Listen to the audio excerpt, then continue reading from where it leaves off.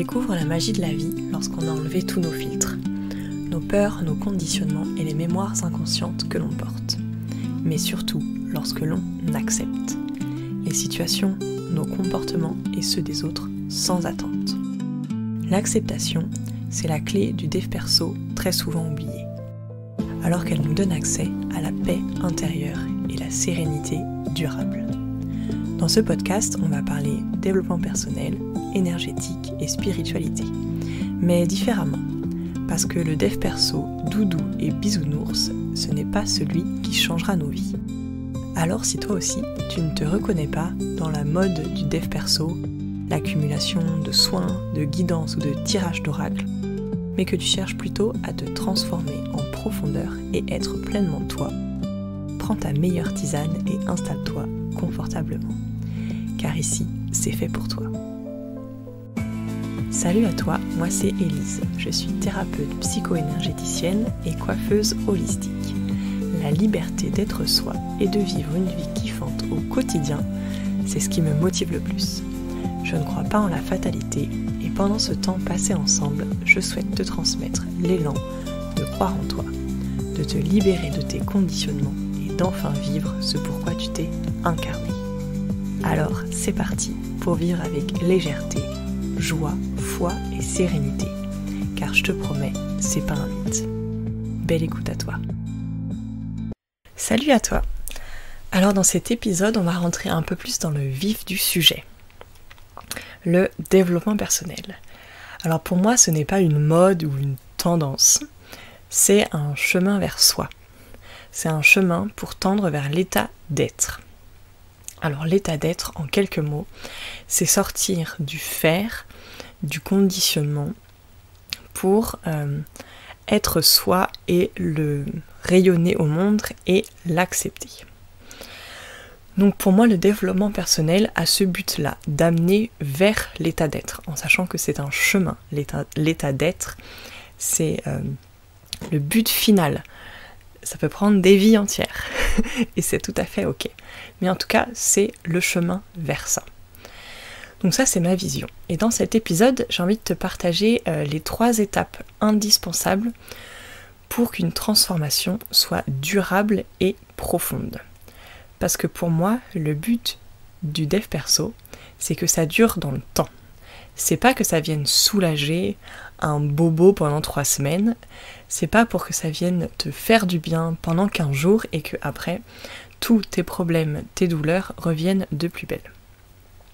Donc cet épisode sera peut-être un peu plus long, mais pour moi il est indispensable à la pleine conscientisation, à la pleine conscience de cet épisode, voire même du podcast. Donc je te laisse t'installer confortablement. Donc on va commencer tout de suite par la première étape d'une transformation, c'est la prise de conscience. Je pense que la majorité d'entre vous, vous le savez déjà, prendre conscience permet un mouvement. Donc c'est indispensable. Sans prise de conscience, il n'y a rien qui bouge, il n'y a rien qui se passe. Donc cette clé-là, c'est la clé de départ. Si vous voulez qu'une situation évolue, si vous voulez transformer un de vos comportements, il faut qu'il y ait une prise de conscience. C'est-à-dire, il faut que vous puissiez voir votre comportement actuel et voir qu'il y a un dysfonctionnement, quelque chose qui ne vous convient pas, pour avoir la volonté de le transformer. Donc cette étape de prise de conscience, elle est indispensable pour que le mouvement se mette en place. C'est ce qui se passe dans la majorité des accompagnements dans le dev perso. On va venir faire prendre conscience à l'autre, que ce soit à travers de lectures, que ce soit au travers de podcasts, que ce soit au travers de soins ponctuels, de libération, que ce soit vraiment des exercices même d'introspection, de journaling, de méditation, etc. Toutes ces actions-là sont dans le but de faire prendre conscience à l'autre qu'il y a une partie de lui, un état, une situation qu'il veut transformer pour aller mieux, pour se sentir différemment, pour se sentir soi un peu plus. Donc cette étape de prise de conscience, elle est indispensable, sinon rien ne se passe. Comme je vous le dis, en général, celle-ci, elle est relativement acquise maintenant dans notre société, au niveau de l'évolution aussi générale de la société, la prise de conscience, elle est comprise par tout le monde. C'est le point de départ. Maintenant, on va passer à la deuxième étape. Pour que la transformation opère durablement, il faut qu'il y ait une libération. C'est-à-dire qu'après qu'on ait pris conscience, par exemple, d'un comportement qu'on a, pour que ce comportement puisse se transformer, il faut qu'on vienne libérer, il faut qu'on vienne exprimer soit une émotion qui est associée à ça, soit une tension physique. En tout cas, il faut qu'il y ait une libération dans la matière, que ce soit par le corps ou que ce soit par une expression verbale ou l'expression d'une émotion, pour que la transformation puisse enclencher un peu la deuxième vitesse, pour que le processus aille un peu plus loin. Quand on va venir libérer les émotions enfouies, on va relâcher une tension, etc., ça va permettre d'avancer. Donc ça, en général, c'est aussi relativement acquis par la majorité des gens. Pas tout le monde, mais en tout cas, ça devient de plus en plus ok et possible de venir libérer. Donc c'est super important, la libération émotionnelle, parce que tout ce qui est cristallisé, tout ce qui n'est pas exprimé, se stocke dans notre corps, se stocke dans notre énergie, crée des nœuds, des tensions, et ce qui va créer au fur et à mesure de l'accumulation des douleurs physiques et des maladies. Donc cette étape de la libération de l'expression, elle est hyper importante, que ce soit dans votre quotidien, c'est-à-dire tu ressens une émotion, là tout de suite t'es en colère parce qu'il y a quelqu'un qui vient de te couper la route, et ben de dire je suis en colère, ça m'agace, merde, et ben ça va venir juste permettre à la décharge de cette émotion, et c'est super important. Donc de prendre conscience que tu as le droit d'exprimer ton émotion, tu as le droit d'exprimer ton avis, et cet avis-là, il compte, il est juste. C'est important de le conscientiser, de te laisser le droit de relâcher, de libérer, d'exprimer ce qui se passe en toi à ce moment-là. La deuxième chose qui est importante de prendre conscience dans cette étape de libération, c'est que libérer ce qui se passe dans notre quotidien, donc c'est-à-dire le vivre, l'exprimer, permet justement de ne pas stocker et de ne pas cristalliser des émotions, des nœuds énergétiques. Mais là où c'est très important, dans le processus de conscientisation, de connaissance de soi, etc., ça va être de venir libérer tout ce qu'on a enfoui et accumulé par le passé. Donc pas de manière analytique et réfléchie. On peut pas faire un tableau Excel en disant bon, à cet âge-là, j'ai pas exprimé ça, maintenant il faut que je le fasse, ça marche pas comme ça. Mais plutôt dans s'il y a une émotion, quelque chose qui se passe en moi, je ne sais pas d'où ça vient, ça m'a l'air un peu incohérent, mais je sens que c'est là, et ben c'est important de me laisser le droit de la vivre, de l'exprimer. Donc, c'est en ça où les accompagnements, les thérapies permettent, par le biais d'une tierce personne, de venir relâcher des choses qui ont été non exprimées, non acceptées, non même vues et observées, pour que ce qui a été cristallisé par le passé circule en soi et qu'on ne vienne plus maintenir des comportements qui sont associés à cette étape-là, à ce moment-là passé. Donc la libération, elle est vraiment importante, que ce soit dans ton quotidien ou même pour venir relâcher le passé pour te permettre d'être de mieux en mieux dans ton quotidien et créer la vie et le futur que tu désires. Donc cette deuxième étape, elle est nécessaire et en général, elle est relativement partagée et comprise par les gens. Maintenant, passons à la troisième étape. Et c'est là tout le point de ce podcast. J'ai mis, moi, plusieurs années à l'intégrer, à le comprendre et à le vivre. Donc c'est pour ça que peu de personnes le partagent. C'est pour ça que j'ai envie de vous le partager. Mais j'ai juste envie de te dire avant, c'est que c'est un chemin et c'est un processus. Tu ne peux pas passer à l'étape 3 si avant tu n'as pas fais l'étape 1 de la prise de conscience et fais l'étape 2 de la libération et de l'expression. Donc l'étape 3, c'est vraiment un chemin. Moi, pour être tout à fait honnête, je crois que j'ai commencé le dev perso vers mes 20 ans, donc ça fait plus d'une dizaine d'années. J'ai commencé intensément, je mets vraiment le mot intensément de manière consciente, intensément le dev perso depuis 2019. Donc là, on est en 2024, donc ça fait 5 ans que tous les mois, j'ai ces rendez-vous pour venir m'accompagner dans mon processus, dans ma compréhension, dans ma libération. Et ça fait seulement quelques semaines, quelques mois, que j'ai pris conscience de cette 3e étape. Donc je te fais un peu ce récap pour que tu puisses prendre conscience que c'est un chemin, ça demande des étapes, et que ton rythme, il est très très juste, il est ok. Ne brûle pas les étapes, n'essaie pas d'arriver à l'étape 3 alors que tu n'as pas fait l'étape 2 ni l'étape 1. Va à ton rythme, mais garde juste dans un coin de ta tête qu'à un moment donné de ta vie, ce sera important de passer à l'étape 3 pour pouvoir acter et ancrer véritablement la transformation. Donc, sans plus attendre, bon, je pense que tu t'en doutes un peu si tu lis le titre du podcast, mais sans plus attendre, la 3e étape qui est très très importante, c'est l'acceptation.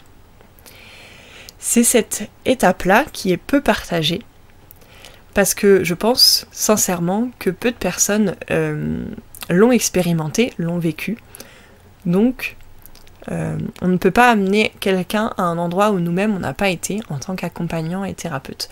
Donc c'est totalement ok. Donc moi je te le partage parce que ça fait maintenant quelques mois que je vis les processus d'acceptation et que je vois tout ce que ça me permet. Entre autres, ça me permet de faire ce podcast. Et j'en suis ravie. Donc, l'acceptation. Pour te donner une image, lorsqu'on ne fait pas le processus d'acceptation, on tourne en rond. Tu vois le hamster dans sa roue, c'est ce qui se passe quand on ne va pas jusqu'au processus d'acceptation. En gros, tu as compris les dysfonctionnements, c'est-à-dire tu as compris tes peurs, tu connais tes blessures, tu sais tes traumatismes, tu connais ton histoire, tu sais un peu comment tu fonctionnes, que avec l'émotion de la colère par exemple, tu n'arrives pas trop à l'exprimer, tu sais que la tristesse c'est ok. En gros, tu as déjà fait une grosse partie de connaissance de toi, de soi. Tu as mis le doigt sur des traumatismes, des façons de faire, ton histoire, ton héritage familial, voire même sur certains conditionnements. Mais pour le coup, ça te fait une belle jambe parce que tu sais tout ça, tu vois tout ça, mais dans ton quotidien, t'es toujours bouffé par ton stress, par des angoisses, par des peurs peut-être irrationnelles. T'en veux toujours à ton père pour ce qu'il t'a fait quand t'étais petite, t'en veux toujours à ta grand-mère parce qu'elle était pas présente, t'arrives pas dans ton quotidien à atteindre des envies, des buts que tu désires, t'arrives pas à changer de job, t'arrives pas à fonder la famille que t'aimerais. En gros, tu sais ce qui se passe, tu le vois plus ou moins clairement, mais dans ton quotidien, ça stagne un peu, tu manifestes pas ce que t'aimerais vivre parce que tu n'as pas accepté. Alors c'est hyper facile à dire, et c'est tout à fait ok que ça pique ton ego, que tu me dises oui j'ai pas accepté, mais si en fait moi j'ai tout à fait accepté, j'ai accepté d'avoir eu ces traumatismes et tout. Oui, t'as accepté avec la tête. Mais moi, l'acceptation dont je te parle, c'est l'acceptation dans le cœur. Et c'est cette acceptation-là qui change la donne.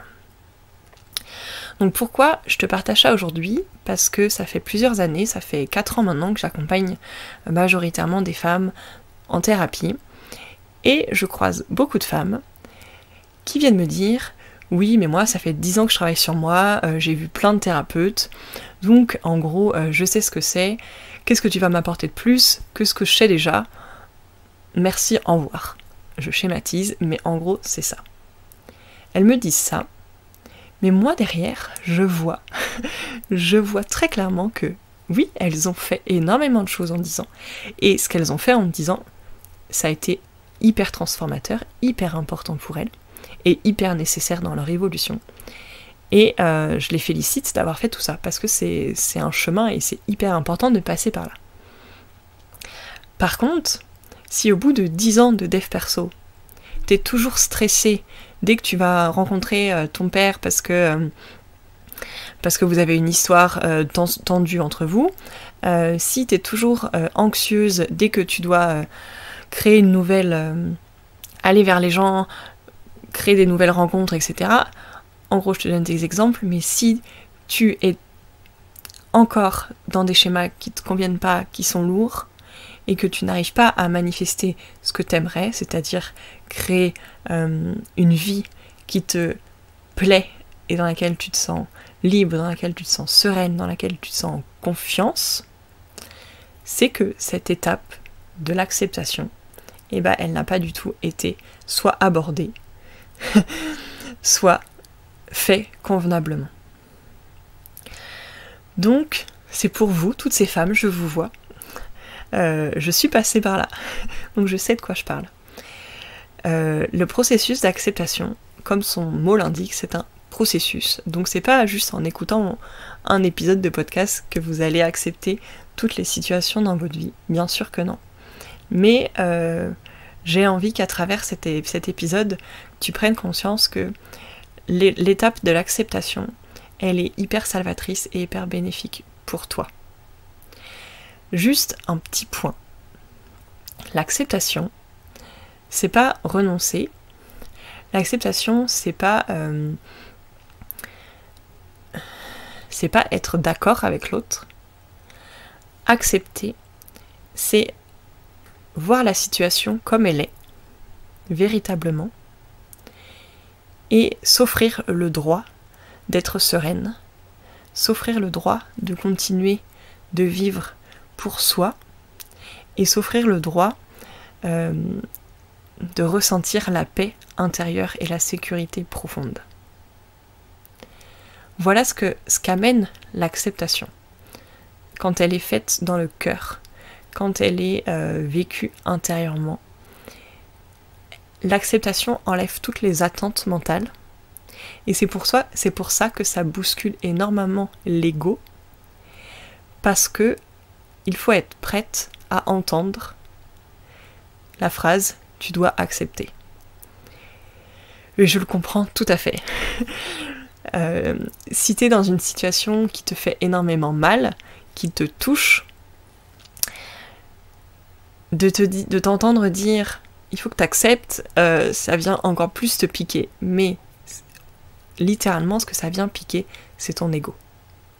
C'est ton ego qui refuse ce processus d'acceptation parce qu'il le voit d'une manière déformée, d'une manière détournée de ce que c'est réellement.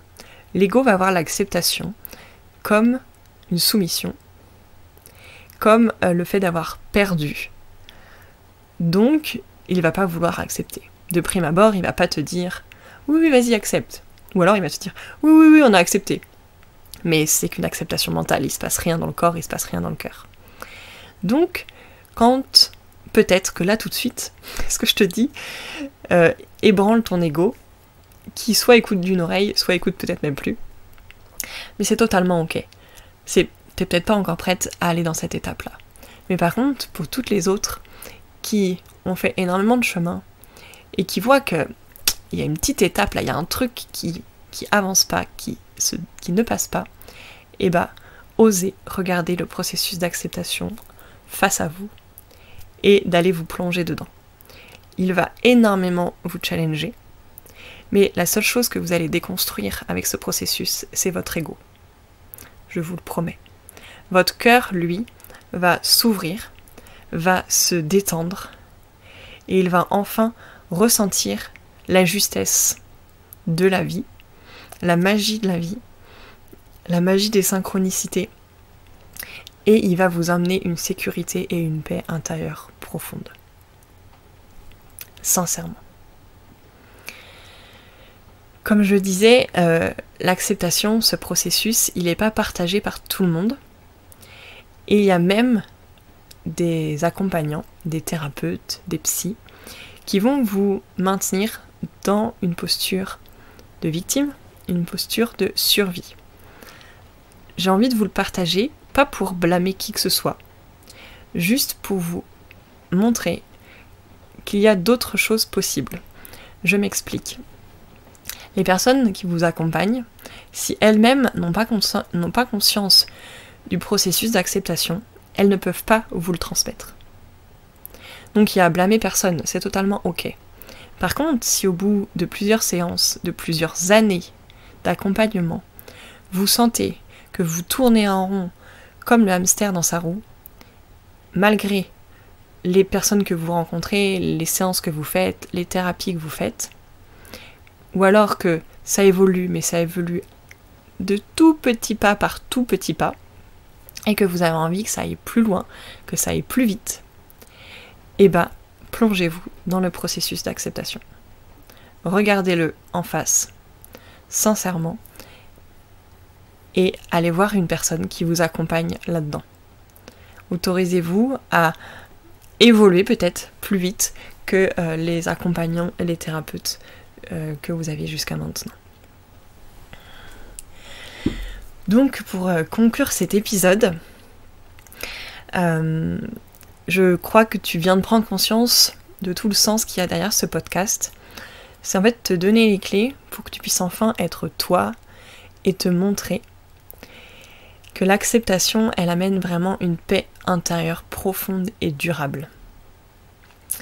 Donc si ça te parle, si tu as envie d'aller plus loin dans ce processus, et ben reste ici dans ce podcast pour les prochains épisodes parce que je vais continuer à en parler sous plein de formes différentes.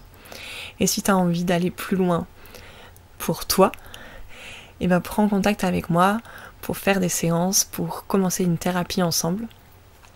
Parce que je suis convaincue qu'ensemble, on peut créer un mouvement de femmes libres et éveillées. Je te souhaite une belle fin de journée et à très vite.